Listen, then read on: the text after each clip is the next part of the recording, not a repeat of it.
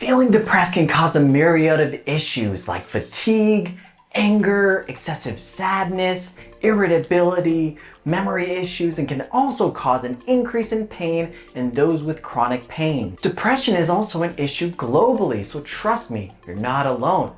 And that's why in today's video, I'll be discussing and answering the question, how to stop feeling depressed.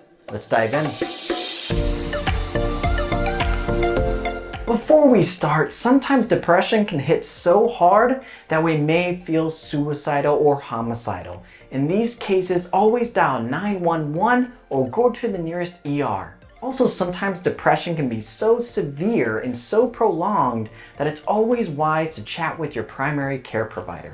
Additionally, improving depression is incredibly difficult, but it's very important in the long run. Your mind is very much like a muscle. If you want to be a professional bodybuilder, they practice daily dieting and daily exercise. Also, stay to the end because I'm going to discuss some critical things to avoid with depression and you might be surprised. So finally, let's begin and talk about the 7 best ways to feel better naturally. Number 1, exercise. Exercise is an incredible tool to improve your overall mental health, including depression. Participating in moderate intensity exercises consistently, I'm going to say that word a lot, can not only improve depression, but also improve immune function and decrease inflammation. On the other hand, if you want to do things like go on a walk, do some yoga, meditate, anything to take your mind off of stressors, that's a great thing. Keep in mind that one run a week or one bike ride a week isn't going to be making a huge difference. You may be feeling great in that moment or afterwards, but remember, it's very important to get consistent daily exercise to notice any long-term benefit of depression. Number 2, organize your life. Far too often with depression and anxiety, we tend to allow our lives to become disorganized and messy. For example, we allow our houses to become a mess, our dishes back up, our laundry back up. We start coming in late for work. We start missing family birthday gatherings, and ultimately, this leads to further stress and depression.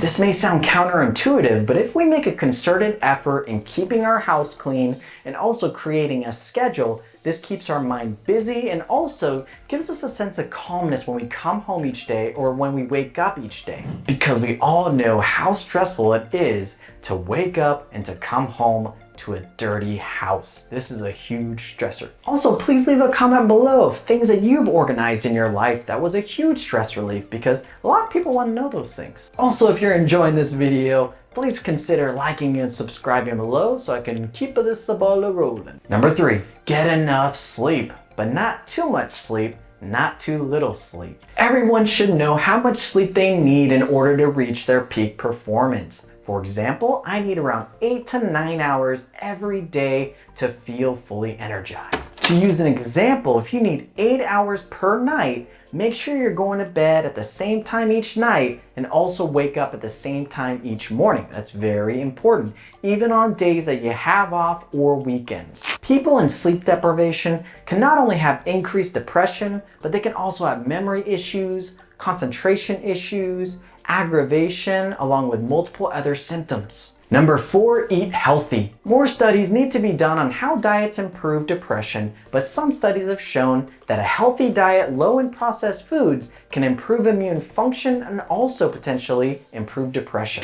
Something that I like to tell my patients to do is create a food diary, which is basically a list of all the foods and beverages you consumed every single day, and bring that list to a nutritionist. That way they can discuss all the good things you're doing and also the bad things you're doing to improve that diet for consistency. Yeah. We also don't need a lot of studies to understand that eating a healthy, balanced diet can increase somebody's energy, help them maintain a healthy weight, and improve their overall self-esteem and depression. Number 5, stay busy and get back to doing what you love. Keeping busy is a great tool to keep your mind preoccupied. Remember that some people simply have seasonal depressive disorder, or they're just going through a brief rough patch. And so by keeping busy, they can get through that rough patch and come out the other side in good shape. In addition, get back to doing what you love. If you love hiking and you haven't gone for a couple months, make a concerted effort to go hiking weekly.